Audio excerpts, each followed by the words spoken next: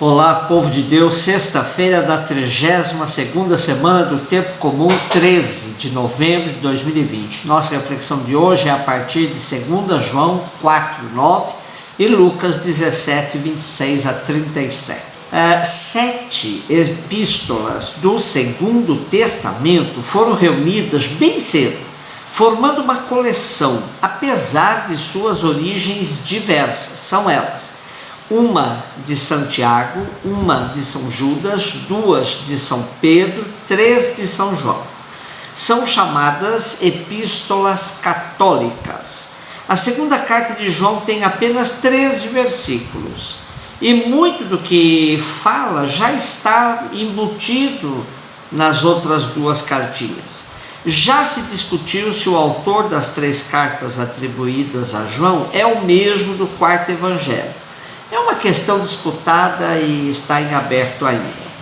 A epístola começa dizendo: o ancião à senhora eleita, que traduzindo podemos dizer o presbítero, líder da comunidade, à comunidade particular, seguramente da Ásia Menor. O interessante é o contexto das comunidades no final do primeiro século.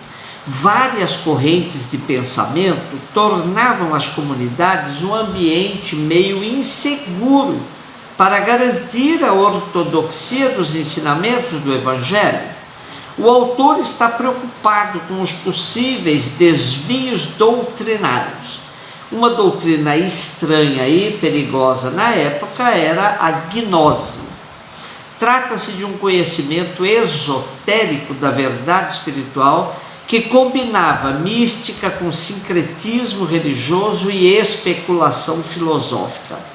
Eles negavam o mistério da encarnação, negando que o homem Jesus era o Messias enviado por Deus. Os adeptos da gnose pregavam um conhecimento elevado, que não necessita da fé em Jesus e nem do seu evangelho de amor. Como nos diz uma das primeiras edições da Bíblia Pastoral, os cristãos se deparam continuamente com religiões, projetos políticos, propostas sociais, sistemas de pensamento, e todos eles se apresentam como salvadores. Como discernir o que vem de Deus e o que é tapiação, que vem do mundo? Como distinguir a verdade do erro? O autor da carta nos mostra que o critério está no projeto que Deus manifestou através de Jesus encarnado. Ele realizou uma prática que promoveu a vida e a liberdade de todas as pessoas.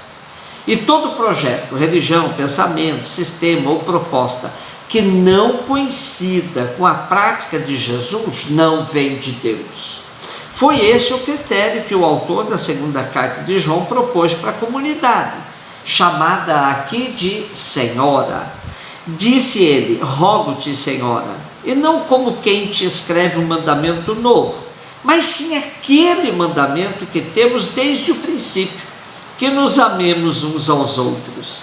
E nisto consiste o amor, em caminharmos segundo os seus mandamentos. E este é o mandamento, segundo ouvistes dizer desde o princípio, que caminheis no amor. Outro tema significativo que aqui aparece é a questão da verdade, que para o autor significa observar os mandamentos. O teólogo Danilo Mondoni nos ajuda a tratar desse tema bem contextualizado. Diz ele: há uma só história, a história da salvação é a salvação da história. O que começa com Jesus Cristo não é a salvação, mas a revelação do plano salvífico que engloba todos os tempos. Por conta disso, só há uma verdade. A verdade religiosa não se contrapõe à verdade científica. A confusão se estabelece quando se toma como verdade aquilo que é hipótese, e como os dados da fé simples, opiniões tradicionais. Daí que é muito feliz a expressão do nosso texto de hoje, quando articula caminhar na verdade com a vivência dos mandamentos, e estes expressos na vivência do amor. Lucas 17, de 26 a 37. Continuamos o texto de ontem sobre a pequena escatologia de Lucas. Jesus continua ensinando os seus discípulos sobre o fim dos tempos. Jesus se serve de dois arquétipos bastante conhecidos na cultura judaica: Noé e Ló. Quando se falava de Noé, todos se lembravam do homem perseverante e temente a Deus que viveu num tempo em que a maioria das pessoas estava preocupada com o seu dia a dia. Quando veio o dilúvio, somente Noé e aqueles que ele colocou na arca se salvaram. Todos os demais pereceram.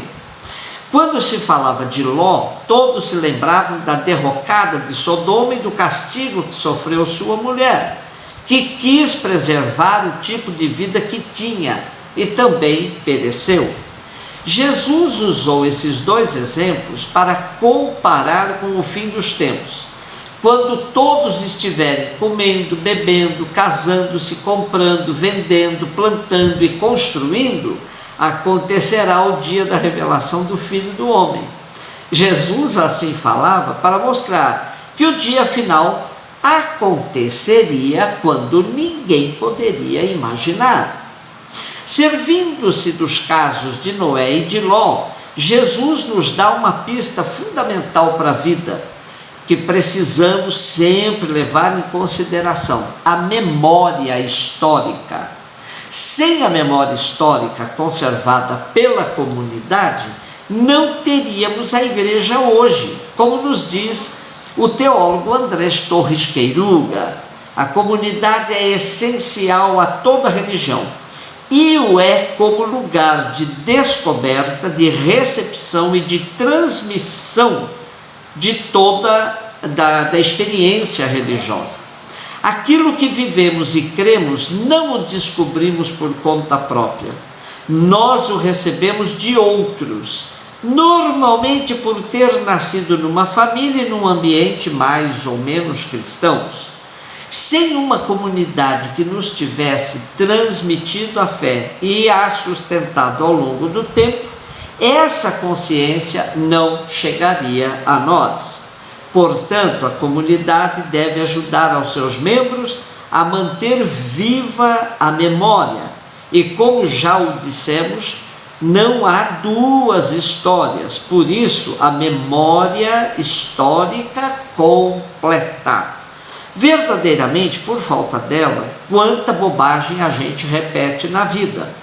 Aprender da história faz parte de quem tem critérios e discernimento para agir no presente. Quando vemos hoje gente empunhando a ideologia da volta dos tempos da ditadura militar, por exemplo, percebe-se que são pessoas desprovidas de senso histórico. Também há uma idealização do passado que não condiz com a verdade.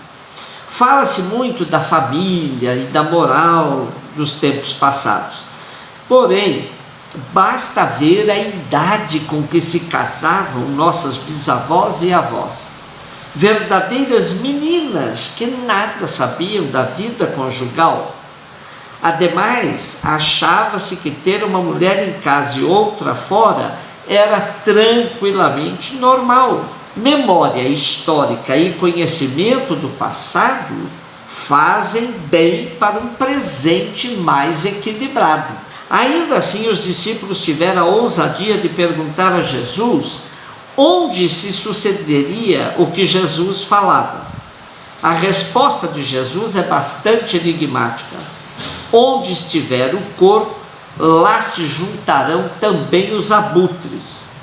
Frase que precisa ser contextualizada nos moldes escatológicos. A Bíblia de Jerusalém diz que talvez seja um provérbio que exprima a ideia de manifestação patente. Um cadáver, mesmo escondido no deserto, é localizado prontamente pelo volteio dos abutres. Portanto, nada de se esconder. O fim virá para todos e onde cada um estiver. A melhor maneira de esperar esse dia é viver na prática da justiça, na defesa da ética e no relacionamento amoroso com todas as criaturas da casa comum. Um beijo no seu coração.